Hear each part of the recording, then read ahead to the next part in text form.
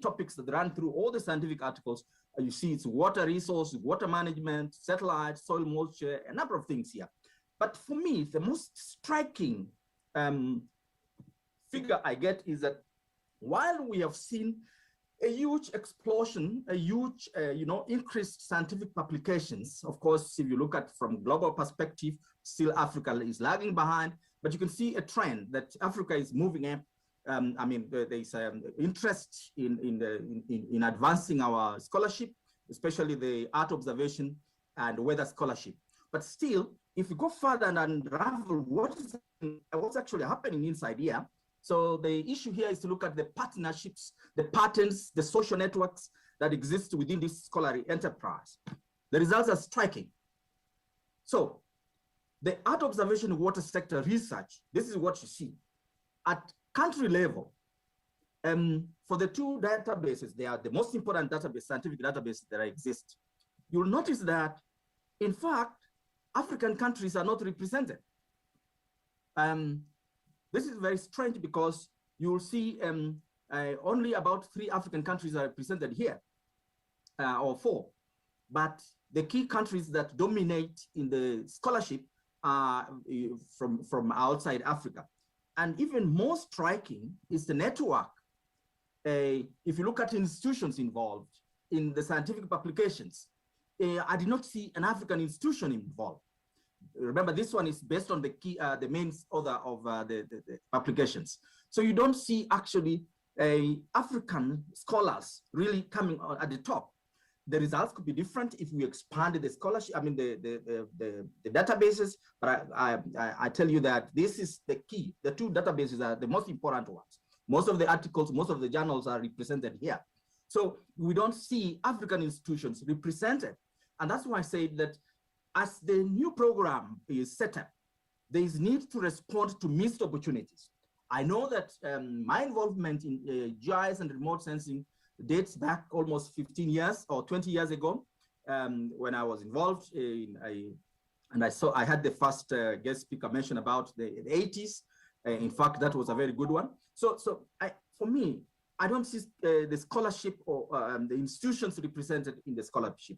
So as we go ahead, and I'm happy that they are talking about the R&D relationship between Africa and Europe, and it's a good sign. So that is something I picked. I was not aware about their presentation, but I'm happy that colleagues, we agree that there's need to address the issue of research and development, especially the African researchers getting clear involved in the research in the application of art observation in the water sector. So then I'm proposing the following, that we need to think collectively about the complex problem we are dealing with. And this is through what I call here framing and reframing the interdisciplinary research. So what this interdisciplinary research should do will help us overcome what we call the ivory tower syndrome. And it's important then that we cross boundaries, both horizontally and vertically, of course, across disciplines, across experts. As I said, my journey as an academic, I started with remote sensing, but currently I moved down into a wider scope. So you need to make sure that your interdisciplinary aspect are taken into consideration. But also important is to understand that inherent challenges will be there. So we need to make sure that the theory of change is embedded properly in the whole discussions that we're having. So the challenge then I'll pose to the scholarship, the scholarly community and practitioners is that we need to advance beyond the status quo and seek a new stand towards scholar practitioner research. So the scholar generates new knowledge that is useful for practitioners. But this, in the process of scientific production, the practitioners need to be involved. And this talks to the products and services that art observation datasets or presents to the water sector. So you need to co-produce, co-generate, and divine problems together. I'm going to have, that's the next proposition that I'm going to have here. So as we think collectively about these nonlinear systems, there are a number of things that we need to look at. the questions that need to be asked here. Do we know the world, or who are the users of this knowledge? How should we gather this knowledge? And it's not just about pure research, which I'm going to address in the next few slides. Why should we gather the knowledge? So it's important to see these footnotes here. The user needs and methods of disseminating this knowledge. That is very important. So Earth observation for the water sector research should understand the user needs and dissemination. And already I can see that there's a lot of work that has been done, and congratulations to the team, or to the scientific community, as well as the practitioners in Kenya. But I've got proposition 2. How do we do this? We need to seek usable information through what we call a paradigm shift. So moving away from pure applications and also away from pure research, and position it at what we call the use-inspired research. And that is the Pastures quadrant paradigm. So research should be both driven by the quest for fundamental knowledge or fundamental understanding, but also we need to take cognizance of the use by society. What is it supposed to be used actually? And I saw good examples. Of course, I did not hear, there was no audio from the presentation by the governor. There's a lot of good examples that is done in Viga. That's very important. And research that is intended for use by society ought to be co-produced. So there should be mechanisms created by which the user needs are identified, and then the users should be brought into the process in order to influence the research questions. And that is the quadrant that is here in the first quadrant, what we're referring to as the Pastures quadrant. So we need to locate the scholar practitioner mindset in the Earth observation water enterprise. So this is a new theory, the macroeconomic theory, which says that we need to reconcile both demand and supply in the context of a Earth observation and a Earth observation as well as a water sector research. This is very important. So there are 2 questions, important questions that need to be asked. What informs the research? The agenda, your research agenda. That is the water sector research agenda. What actually informs your agenda? And how user demands for research are assessed. So it's important to come up with a metric to do that. And that brings us to the question of the overall goal, that the overall goal is to ensure that the use-inspired research efforts or scientific efforts meet their societal objectives. And this point is very well demonstrated by Governor's presentation. I have to say that Dr. Chichilo, I like I've seen your presentations many times, just that we don't know each other personally. So why should Earth observation application research for water management is important? It's important because there are barriers to the utilization of outputs from the research. So a research to operations already says that the structure exists. That's why we have a lot of data sets, Earth observation data sets. At the South African Space Agency here, I just write an email and I have access to the data online. There's free online tools, Copernicus, the ESA, the data sets are there. So there is financials. So in the presentation today, there are call for proposals, tenders coming out. There are skills and resources, but the most important is that we need to translate or move from the research output to applications.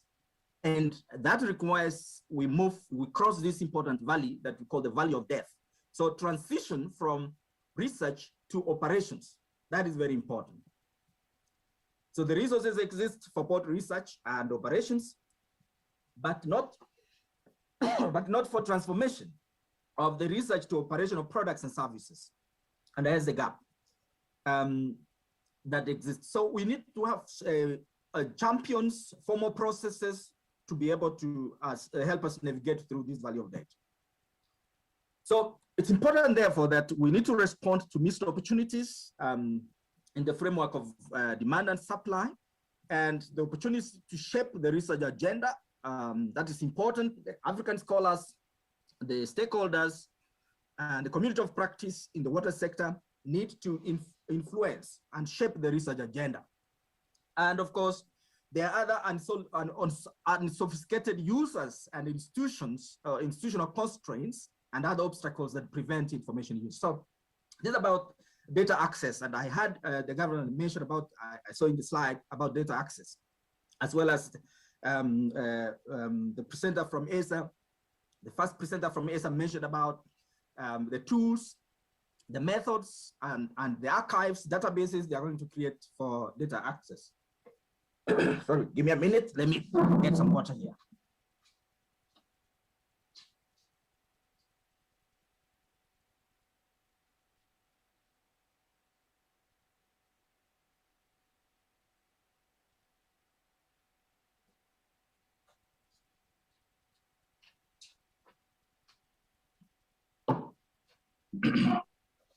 So I could like us to then look at who is this person talking to you. This person is from the South African Weather Service, and from the research department of the South African Weather Service. Our job is to make sure that we create value through a scientific production. And the scientific production process begins with the observations, as well as the terrestrial ground observation data sets, plus a number of data sets from satellites, put them into modeling, and then we develop forecasting products, and then service delivery. So the research and development, actually we call it now research and innovation, because of the fourth industrial revolution. We have to be innovative. Most companies or most institutions, even if they are government institutions, they don't have enough funding. We have to develop, generate new funds. I'm sure the institution is Kenya, and Kenya Water, the Kiwi is a particular case in example. I'm sure you are looking at how you get finances. It's to translate the products and solutions into some aspect, both for public good, but also there should be some kind of commercial good. So you're competing with private entities.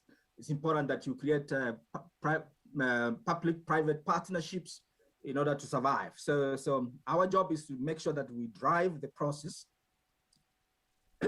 So we have scientific oriented.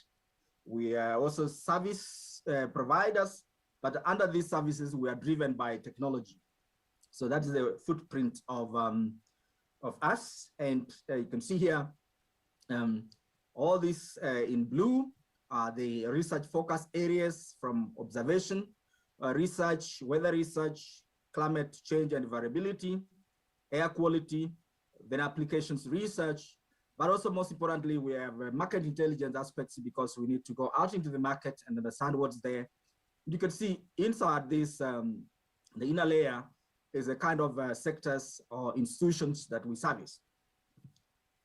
But for the purpose of the present symposium, and purpose why we have a relationship with the Kiwi, is that we have a water, energy, and food a focus area, and I wanted to demonstrate here that in fact, as you can see, remote sensing and GIS applications in hydrometeorology is widely used. And of course, because this is a field that is developing, we try and make sure that new applications we do intelligence of existing applications and develop our own tools at the same time. So we quite well on that. So I'm presenting today because I have collaboration agreements between us and the Kenyan institutions. That means the Kiwi, KMD, and Masai Mara University. And I could like this relationship to continue. We have two projects. The first one is climate change and water security, development of perspectives for water-linked sectors in a future climate for Africa. So we have selected two study sites with similar climatology or very similar characteristics in South Africa and in Kenya. And the second project is just embedded into this first one, which looked at from theory to practice, developing a case study and guidelines for the water, energy, food nexus implementation in Africa. So the tool that we are developing will be able to help municipalities understand or map out the existing water, energy, food resources and sustainably manage their utilization. So that is a specific tool that we would like to develop. And I'm happy that I've seen a number of initiatives, especially in Viga. Once we develop the tool, we could like to test that tool based on your database that you have, because this will be a public good tool actually. So based on these projects, we have specific outputs, and I'm very happy that the team from Kiwi participated in the production of these scientific articles. But there are key areas that we should look forward, key action areas that we will work on. Firstly, research, training.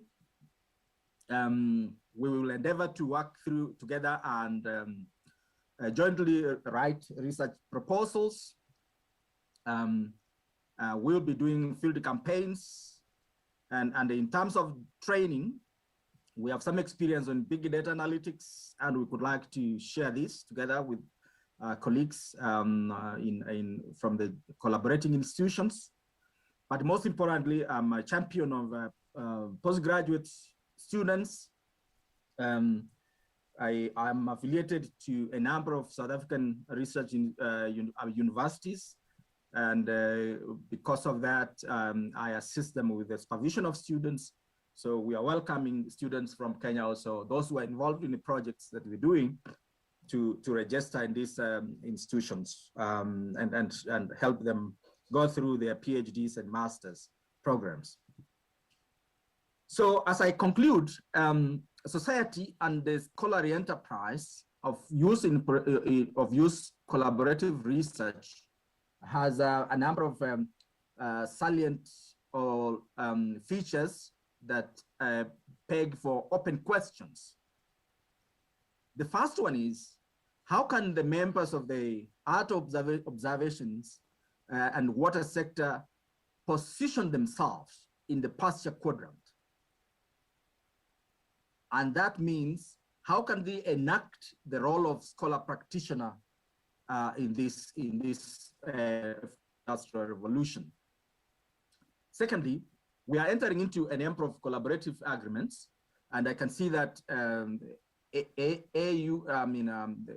AO Africa program is alluding to a relationship between African scholars and the European scholars. So for me, the most important is how can this be sustained? And I'm happy that that sustainability element was thrashed out well, but that also requires embracing the logic of transdisciplinary research, which is quite important.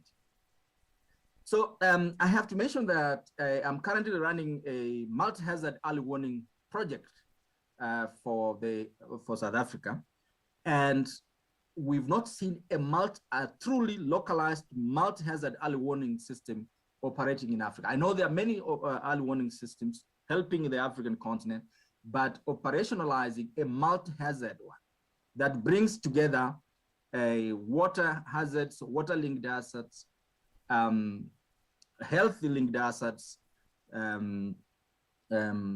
agriculture-linked assets, energy assets, all those assets together into one system. And that's what we want to design here. So I could like us to, as we design this, we could have lessons learned. If Kenya has a number of also early warning systems, think towards integrating all these systems, because in one or another, they are driven by the weather and climate variability and change. So most important is this question here. How do we use the partnerships to influence the water, energy, and food environment nexus? With this, colleagues, I conclude and say that science is objective, is rational, evidence-based, and founded on reason. Thank you.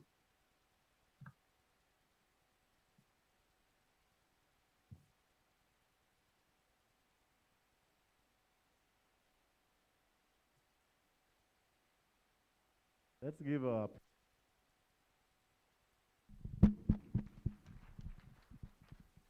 thanks. We'll move a little bit I fast. think the organizers can warn me that whether there are questions, all the questions can come later. I'm also presenting tomorrow, so we can engage. Thank you. Yeah, for the question. Rest of time, I'll call one who is considered to be a CEO of two institutions, both the Water Fund and at times for KEWI, because the interest he has for KEWI is quite ignoble to the extent that he has been accused of being biased towards KEWI. This is Mr. Ishmael Sheye, and it is good that they have developed the same working culture with Professor Yombe towards the common good of the two institutions. He has 15 years experience,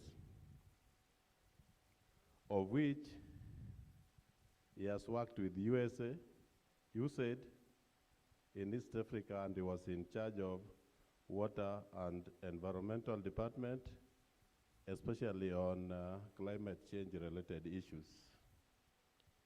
He has also worked with Kenya Red Cross on the regionalization of the Kenya Red Cross, and you've seen that impact because Red Cross is being felt across far and wide, and also within the boundaries of the country. Previously, he has also worked for Mississippi Community Watershed in USA. And because for the interest of time, I could have gone more and more, but I would wish to request Ishmael to come and present. Karibu, Ishmael.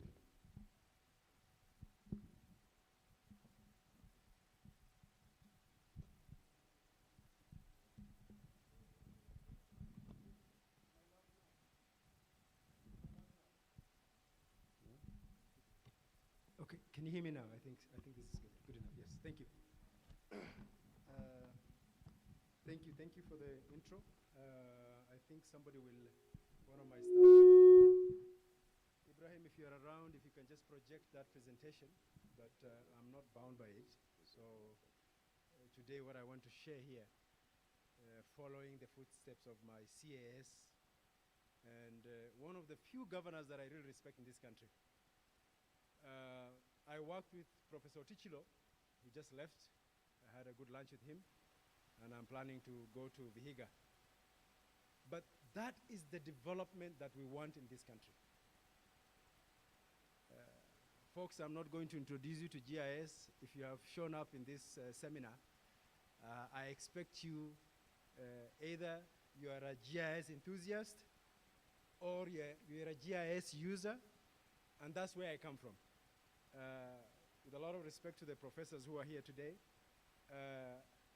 when he was introducing me, the day I took GIS class, map info, I remember very well, and in the cold Minnesota weather, and ArcView, in those labs, it did not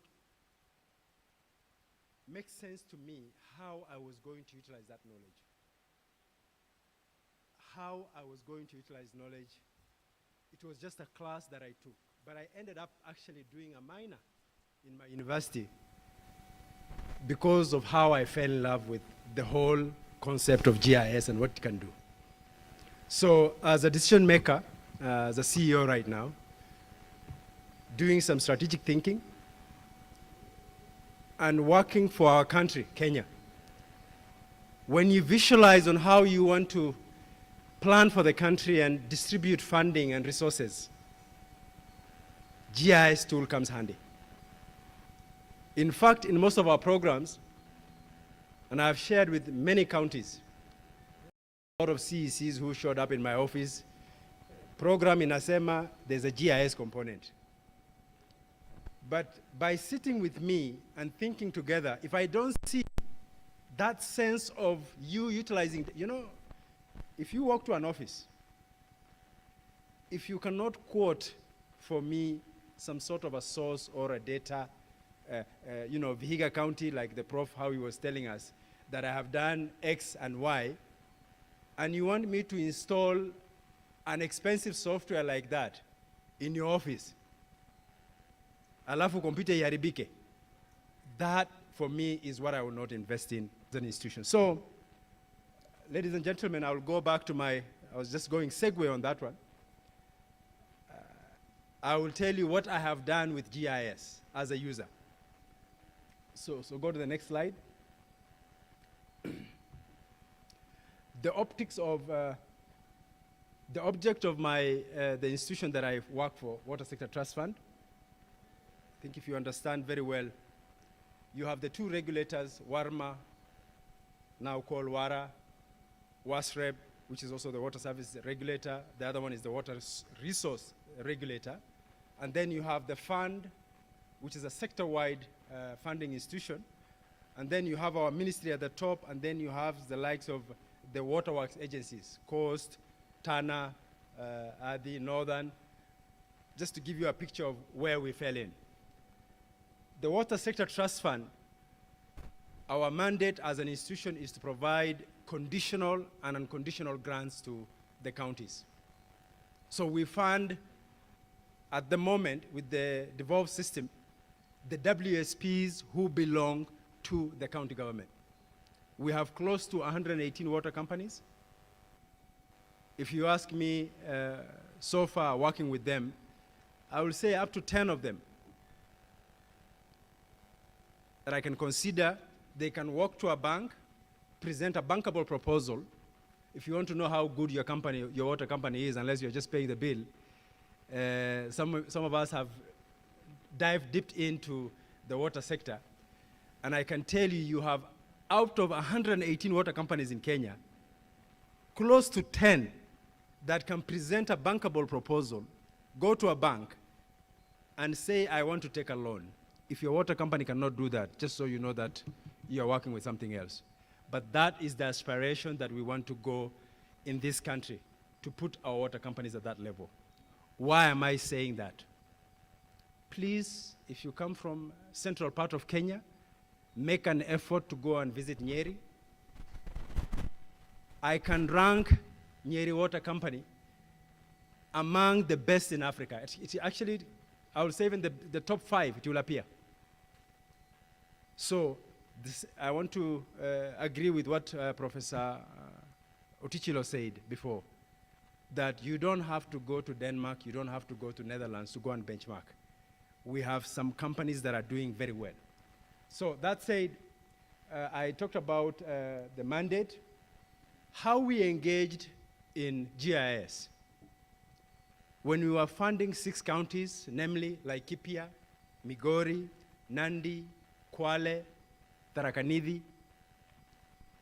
Okay, did I mention 6? I'll share with you if I missed any. We were venturing into the implementation of rural program in Kenya. And I can tell you that is one area where everybody was fearing venturing into, because the commercial viability of implementing a project in rural Kenya was not feasible. But thanks to the government of Sweden and the government of Finland, they took the risk. And today, I can tell you, we piloted with 6 of them, 6 counties.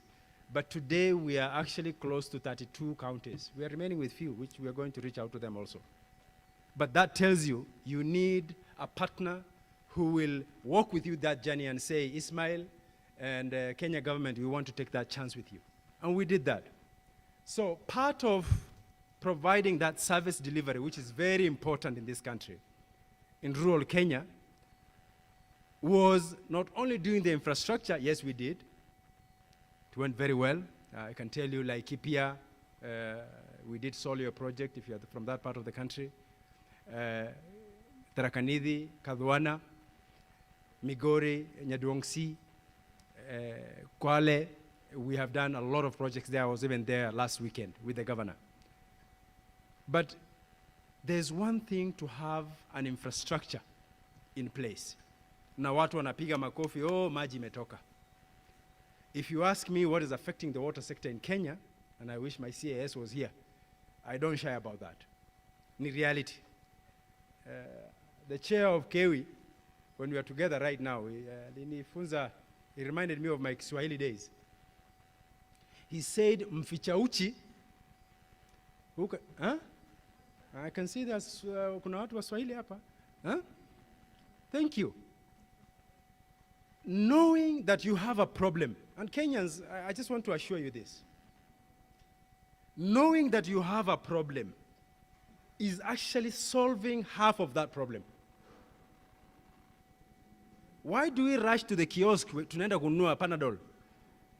Because you have symptoms, and you want to treat it, right? So the issue that is affecting the water sector in Kenya is governance. If you ask me, number 2, governance. Number 3, governance. Number 4, governance, and then I can look for something else. So part of solving that problem, because I remember arguing with Governor Obado. It started with the initial, ladies and gentlemen, I'm taking you, after the professor, I'm sharing with you GIS as a user. I gave every county 120 million for a start. The governor and the county role was to identify projects where the area they have need. Let me tell you the story now. Every governor who submitted the project proposal to us did not follow the rules of the game of objective development initiative. In fact, the ones who tried, waliniambia that, we followed the CDIP. You know CDIP, right? CIDP. The County Integrated Development Plan, which is the Quran and the Bible in the counties. So, let me take you back to school today. And I wish Governor Otichilo was here because he was really waiting to listen to this. I oriented the governors, the last lot, the one for Governor Otichilo. And I told them, politicians going around the counties and telling wananchi, I am providing you with a water pan here. Hapa borehole. Folks, that's not how we work. We don't work like that. As a ministry right now, the ministry is going to come up with 47 master plans. That's the language that the water sector understands. A master plan, unlike CDIP, goes from 15 to 25 years to 50 years plan. Okay? Where I try to console with our governors is to tell them, use the master plan as your master plan for the whole county for the water sector, borrow, from the master plan to the CDIP for you to plan for the water sector. Okay? So you are my ambassadors. I'm just telling you today, if it comes to the water sector, you are not telling me that I borrowed it from the CDIP. No. I want you to project the population of Vihiga County 15 years from now, 20 years from now, 50 years from now, and the economic development that is going to take place in that county. So, to give you an example, and I will not shy about this, because it became the Kenyan way, which I had to stop. But, you can only stop somebody when you have the facts. Growing up, went to school in Western Kenya, so you can't tell me anything anywhere in Kenya, who lives and how people are settled in those parts of the country. When Governor Obado gave me several projects leaning towards a certain area, I told him off on the basis of the principle of equity. So I told him, on the courier side, I want to see some projects, Governor, and I want to see on this other side also a couple of projects. Governor Obado Alicheka took it back. After 2 weeks, I received a revised, balanced projects in Migori. Okay? Folks, not only did I have that indigenous knowledge to make that decision, but also I had GIS map in front of me to make that decision. So you can objectively, I don't care who you are, you can respectively tell somebody, if you have facts with you, if you have evidence based with you, you can tell somebody, hapa ishule atuweke hapa, we are going to put it here. So that is where now GIS comes handy. So what I did with the utility mapping, we introduced this culture. Imagine, I'll give you this incentive as a CEO. Sometimes you can get away with a lot of things, but if you mean it well, the county government have no interest whatsoever to do, you did 15-kilometer piping. I forced them to tell them that, part of the carrot and stick issue, say, I want you guys to map our project. This is just testing the water. A good student is when you teach a student. I think the professors who are here will tell you this. Unafunza mtoto or mwanafunzi kitu, you introduce to him a subject. The best student is the one who will take, after the professor taught them that lesson, goes and does more research and comes back to the professor and start asking the hard questions. So as usual, you can see we have done, I collaborated with our colleagues here in Kewi because we are funding. They provide the technical assistance to us, and the softwares that we use I'm going to share. But as usual, you have somebody who will give you the bare minimum because they did not understand the importance of this. But I can tell you, I have winners. And you can tell from the leadership of the county. Please go to Laikipia County. Go to Laikipia County. Not only did they map out the projects that we did with them, but they went ahead and actually mapped out all the projects that the county did. Yani, they have actually owned the whole process and took it to another level. Same thing to the county of Kwale. Why am I sharing with you all these stories? It sounds like a story. But why am I telling you this? The generation where we are, I know a lot of other people who have actually embraced this. I can say to Dr. Otichilo, he's in another generation, but he has actually accepted this technology and took it. For the young men and women who are in this room today, don't show up in an interview if you don't understand GIS and what it can do for this country. You can go and make, if you're doing advocacy, if you're doing, talk of any department, you will see using evidence-based like the GIS system. You can produce information that can convince people to make a decision in a certain way. I want to challenge Kewi, when a CEO. We are working very closely as a sister institution. But I have this dream that I want to realize before I walk away from the water sector. I want to professionalize plumbing job in this country. I want to professionalize plumbing. And please walk with me in this journey because I will give you an idea. We have already started it. We are collaborating with Aalto University. Aalto is the MIT, if you know MIT, of Finland. They have a lot of good innovators there.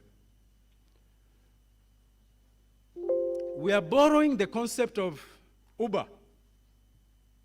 Okay? This is an idea that we are working right now. So assume we have professionalized and they have done their training in an institution like Kewi. So think of County X, and you have an app like Uber. Usiite kila mtu kwa nyumba yako. You have a plumber who is registered in that platform. Some plumbing work, and you take a picture of the plumbing issue in your house, and you hit send. You have plumber level 1, 2, 3, 4, each one of them quoting for you. I will do hii kazi na 800. Mwingine will tell you 1,200. Mwingine will tell you 2,000. You look at the level of the plumber and the quote they gave you, you say, huyu, wewe kuja. Remember, I'm bringing you back to the GIS system again.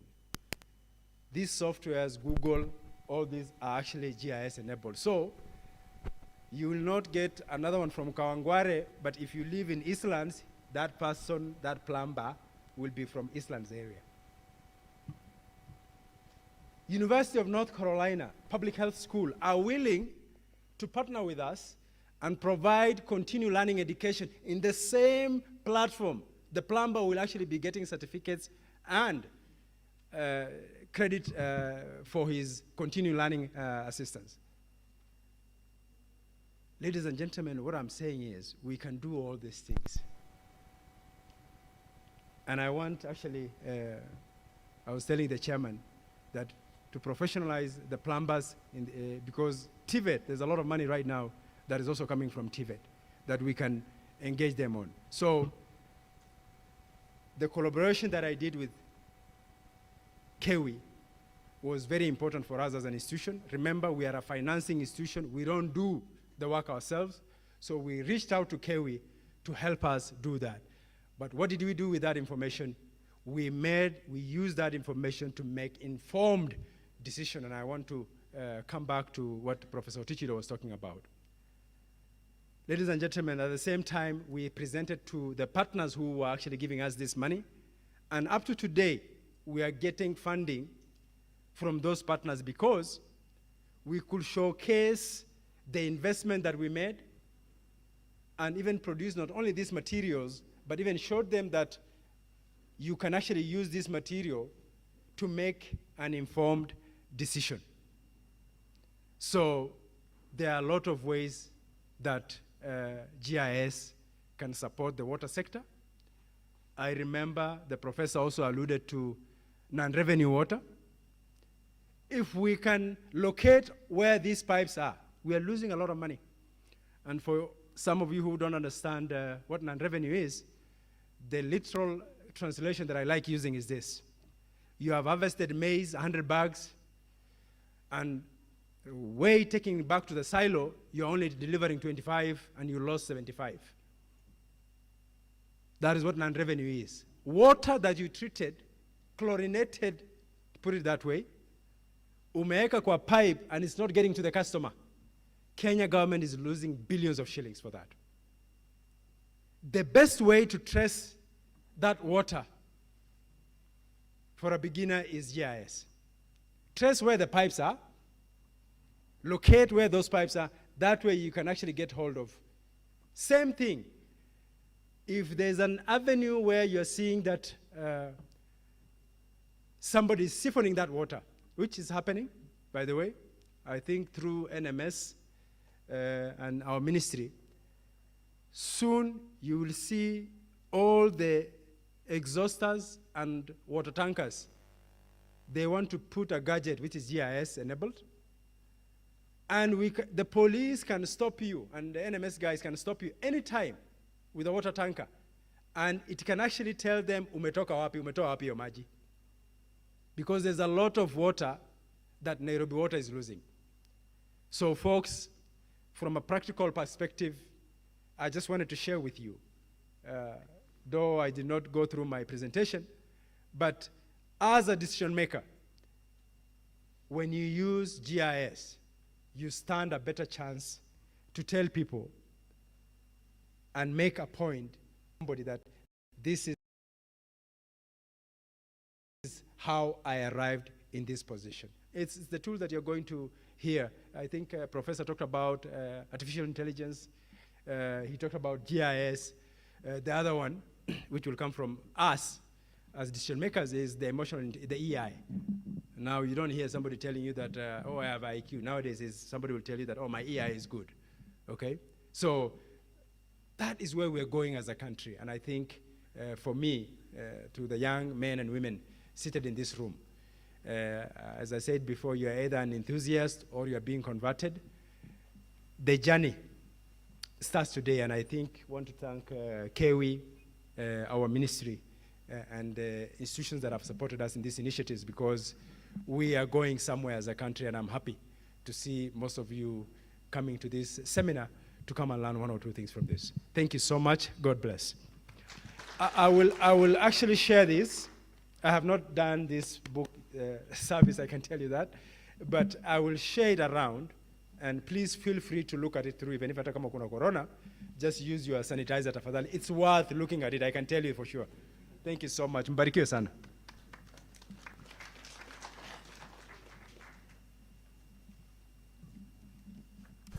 Thank you, Bwana CEO. And let's give him a round of clap. One, two. Yeah, just as we said, because of the interest of time, we'll move very fast. Professor Nyera, you are supposed to give us something, but Professor Nyando has asked that his indulgence is required somewhere, so kindly, he has asked for 5 minutes. Yeah, we are going to introduce another guest, and this is Professor Engineer Japhet Onyando. He's the Dean, Faculty of Engineering and Technology, I think, Egerton University. He's also the coordinator of Center for Integrated Water and Basin Management, CEWAB, Egerton University. He's a registered engineer and a professor of soil and water engineering. He started working with GIS in the year 1995. Since then, he has trained several students in GIS application in water resources. He was a technical advisor of GIZ water sector program between the years 2004 and 2018.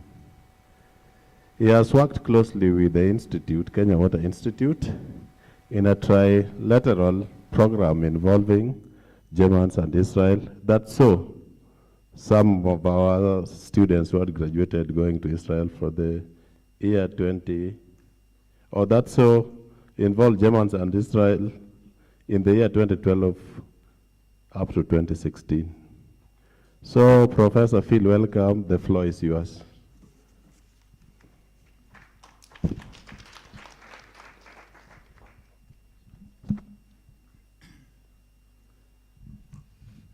Good afternoon, everyone. Good afternoon once again. Yeah, I feel greatly honored to be here this afternoon and make my presentation today. As you have been told, I come from Egerton University, and I've been in the water sector for quite some time, both in terms of practice and also in terms of my professional development. Yeah, with the GIS, someone mentioned it to me when I was doing masters, and I immediately got interested. Sometime in 1991, 92.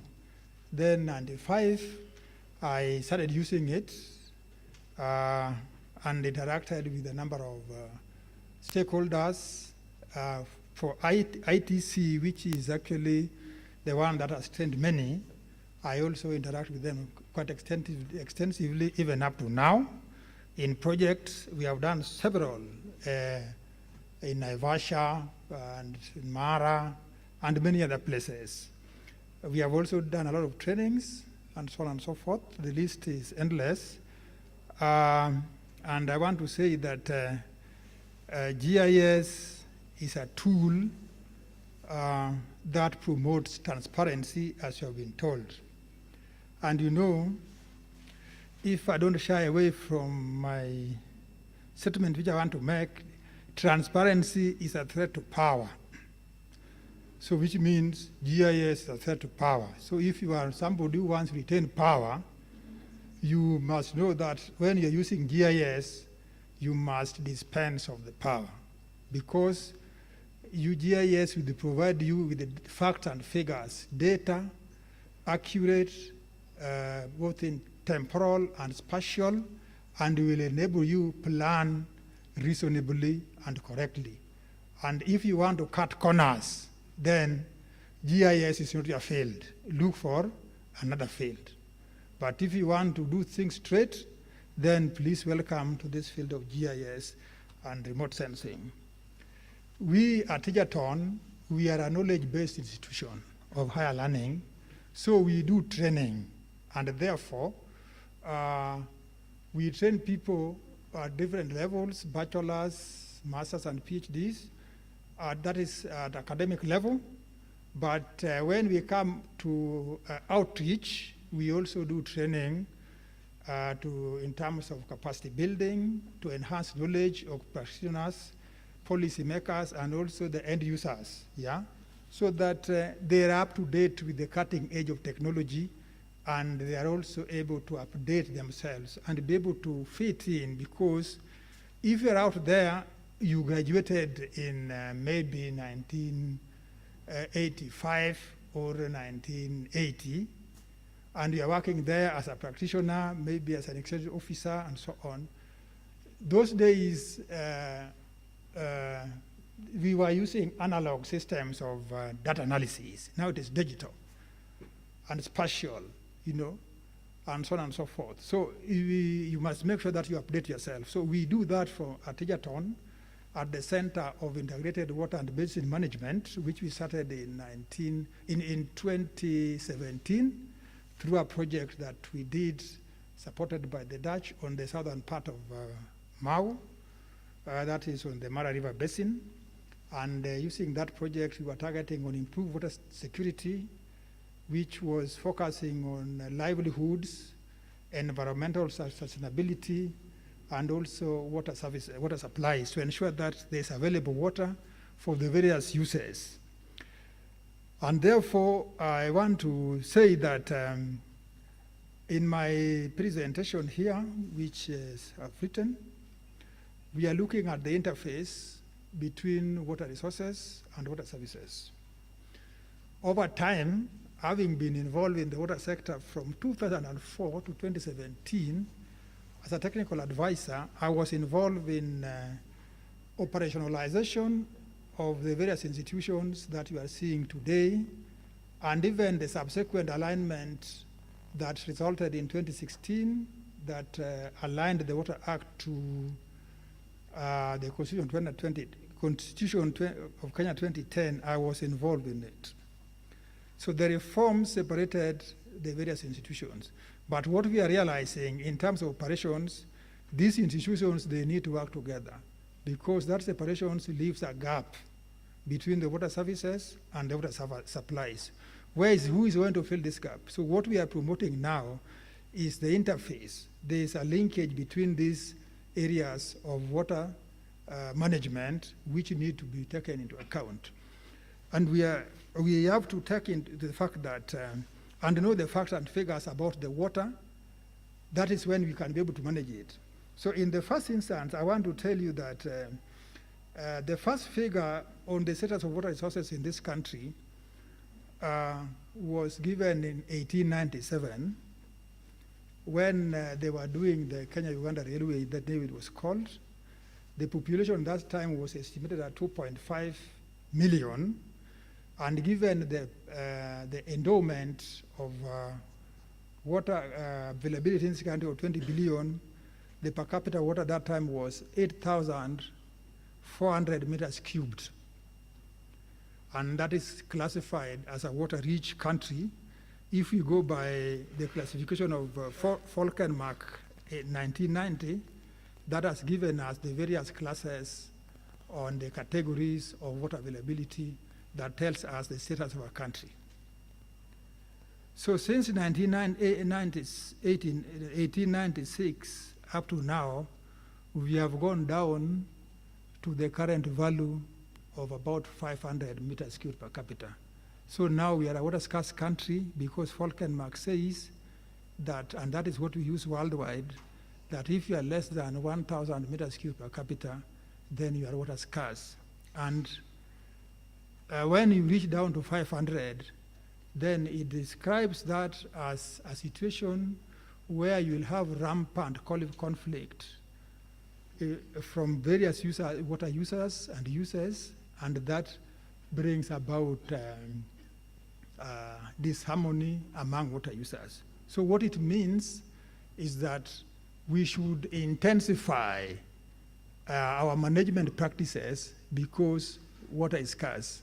And from economics, when a commodity becomes scarce, its economic value also increases as the demand also increases, and it becomes a center of attraction. So if not properly managed, then it becomes a conflict area.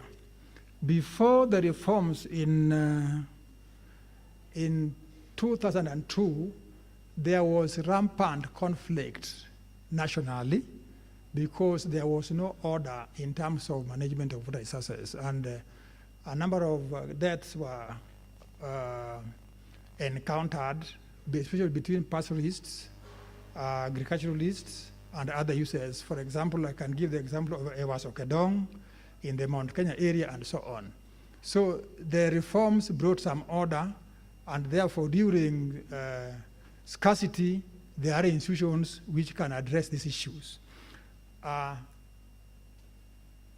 most important is that at the ground level where we have the end users, they cannot operate unless there is enabling environment, which is brought about by leaders and managers at the top level that create that atmosphere for people to share water. With further devolved governance, the field has become very fragmented, and therefore there is need for us to intensify our efforts to be able to share water resources. We have heard of cases of certain institutions trying to allege that water that comes from a given area belongs to that area. That can never happen. I tell them that if you want to insist that water belongs to you in your area because you have plenty that time, wait until it rains and you have floods, and floods are going downslope. We can tell you, okay, if you want to keep the water, then keep those floods there also, let them not come down. If you can do that, then we can say that water belongs to you. But by the fact that the flow of water follows a natural process, and you're not able to do that, we are there saying that let us cooperate and manage water as one entity and be able to understand and follow the principles of water management. So we are trying to promote sharing of water. In our capacity building center, we target policymakers, practitioners, beneficiaries, and train them to understand the need to share water resources amicably. I want to give you an example that took place in Southern Africa, where the river in Komati Basin is a good case study. If you have time, you can possibly try to look at it in the website. South Africans, and if you are a South African and you are here, you will excuse me for this. When we went to study that catchment to learn lessons, we got to know that at one point, South Africans were using the river in Komati in their gold mines, and they were polluting it a lot. Then the Swaziland people complained, and they ignored because South Africa being a big brother. Fortunately, by nature, this river leaves South Africa, goes to Swaziland, and then back to South Africa again, and then to Mozambique. So in Swaziland, they decided to divert all the water into their farms. So the South Africans on the southern part complained to the Swazis. The Swazis were complaining to the South Africans at the upstream. So it became a conflict, and it was only solved because the heads of the states of the two countries came together at a town called Pikes Peak in Swaziland, and it was chaired by the president of South Africa at that time, Nelson Mandela. That is what solved that problem, and it has resulted in equitable sharing of that water and even leaving 2 meters cubed per second that is required by Mozambique, so that they also meet their water demands. So what I'm saying is that matters of water resources, if you want to solve them, you need that goodwill, so that problems which are mushrooming or coming up from the ground can be guided by the political goodwill provided by the leaders to show that there is need for amicable sharing of water resources in order that each and everyone is able to meet its demands. So actions to mitigate the impact of declining per capita water resources need to be comprehensive and inclusive to ensure progression and appreciation. From the we know that in terms of goals, when we had MDGs one time that gave us the guideline, now we have got SDGs that are giving us the guidelines, and water has been emphasized in the SDGs as being key as an enabler for development and also for human needs. So what we are saying is that GIS as a tool can help. We are currently doing a project in the Mara where we are using GIS to analyze geospatial data and identify sites for development of water pans. That paper will be presented here tomorrow by one of my students who was doing that project.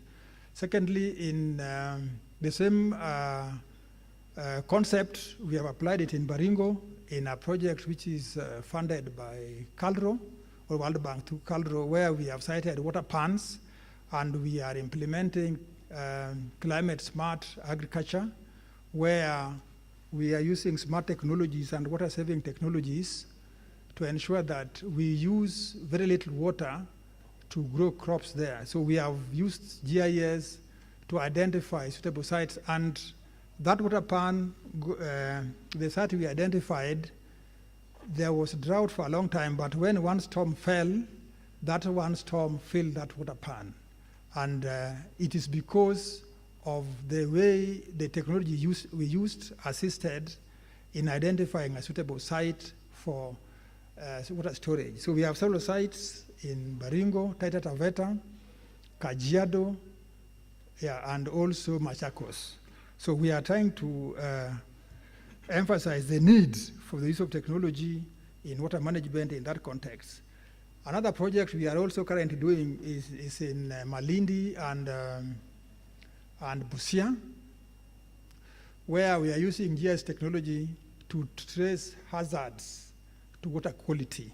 So we have mapped the water systems there, and we have identified the various sources, and we're able to trace, using models, how the sources, given the potential areas that can result in some of the pollutants getting to the water stream, we are able to trace them and formulate mitigation measures that can help in planning measures to mitigate or address this problem. So that is because of GIS technology that is enabling us to ensure that we are able to plan, develop, and protect our water resources. Apart from that, we are also involved in data acquisition using GeoNetcasts, where we download near real-time data from Meteosat, and this we use with the ground-based data. At Egerton, we are lucky because we have a weather station that ran from 1955 to date and has been recorded continuously on daily basis. So we have very accurate data in that station, so we use it to calibrate the data from the GeoNetcast data receiver, where we get near real-time data sets, And using that one, we are able to predict the spatial distribution of soil moisture, for example, to be able to plan when to plant and also advise farmers accordingly. So that is another area where we are using geoneticas linked with remote sensing. So a number of projects we are carrying out, as I've said, those are just a few, and we are looking forward to working with the partners in this room so that we can carry this to the next level. And more so, we use this information to develop the trainings that we have talked about. The last project is we are starting is links IWRM and WASH, which we have just started with the WWF and a number of partners. And here is where we are going to focus more on the interface between water resources and water services so that we can promote that integration and ensure that we have got a seamless management of water resources and supply of water services to the various users. Thank you very much for giving me this chance.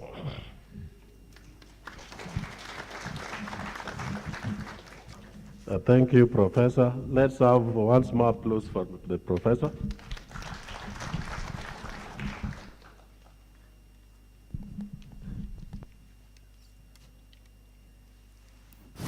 Clifford, I'm sorry you are to leave, but because you don't want you to leave, there is just one more professor who has also requested, then we'll allow you to leave. It is by design that we are giving you time.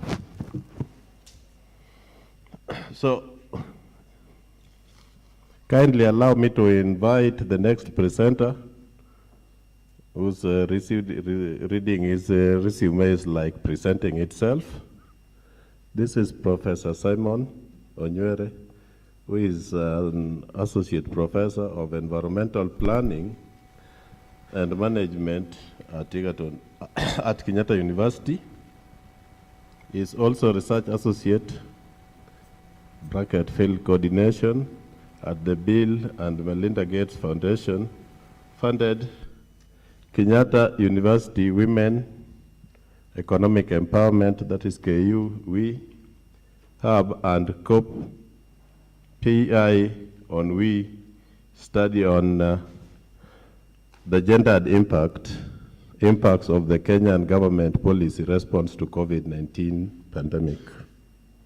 It is so elaborate, and because of the intimidation of having professor around, there are so many areas he's been involved in on issues of the rising lake levels of Lake Victoria, Lake Naivasha, Lake Bogoria, and so many other studies he has conducted. So, Professor, allow me not to water down your qualification in your presence. Kindly proceed.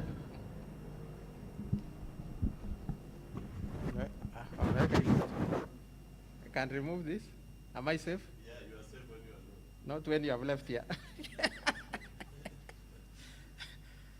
Okay, good afternoon. Sorry, it looks like we have gone into lunch, and it's not my wish that I was going to speak to you during lunch hour. Chafet always likes to overtake me. I've never known the reason why. Yeah, but thank you. I had people mention that they started GIS somewhere. I also started GIS somewhere. And actually what fascinated me in my life at the very beginning is when I was at the university and I was doing geology, the study of rocks. And we were taught a subject by Professor Gashiri. I think he's in the US by now. I migrated there, I hope he's still there. And they taught us photogeology. And in his description of photogeology, we're just using photographs, and I was fascinated by the fact that I could interpret something on a photograph at that particular time. And then when I went to my master's, I resolved that I need to know more about this instrument, aerial survey, that can give me data and use the data for GIS. And in 2018, when I entered my master's, my first destination, and I came to meet Wilbur Tichlo, was actually the regional center and CREMU. It didn't mention we call it DRSRS, Department of Resource Service and Remote Sensing, but then it was called CREMU, Kenya something Resource Management Unit. And I went there, and I went to the regional center, and at the regional center, the professor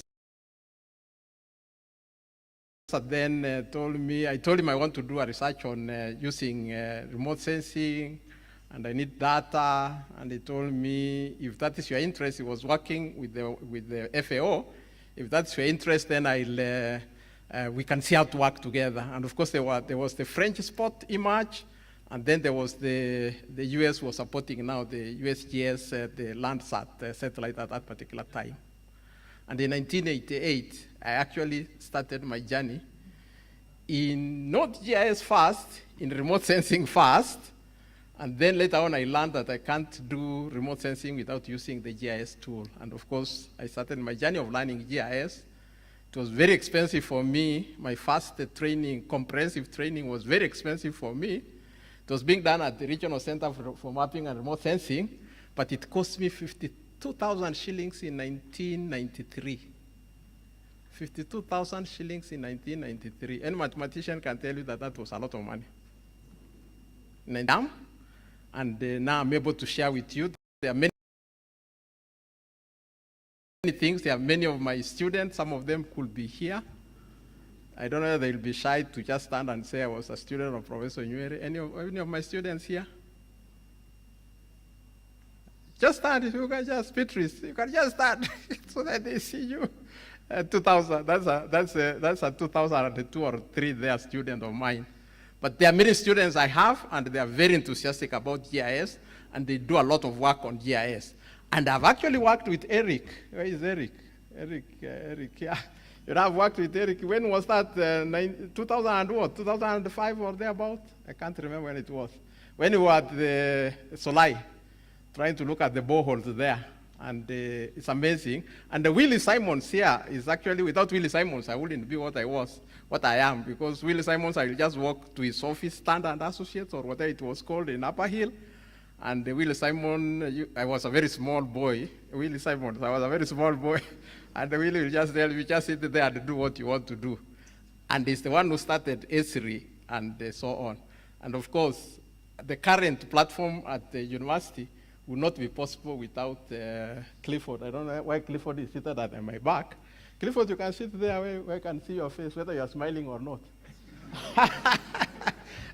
So they gave us a platform through something we call ESRI 100 Africa Universities program. ESRI 100 Universities program was a $10,000 US worth of investment in a lab to make sure that the GIS is accessible to students and available to them to do GIS. And that was 2012. And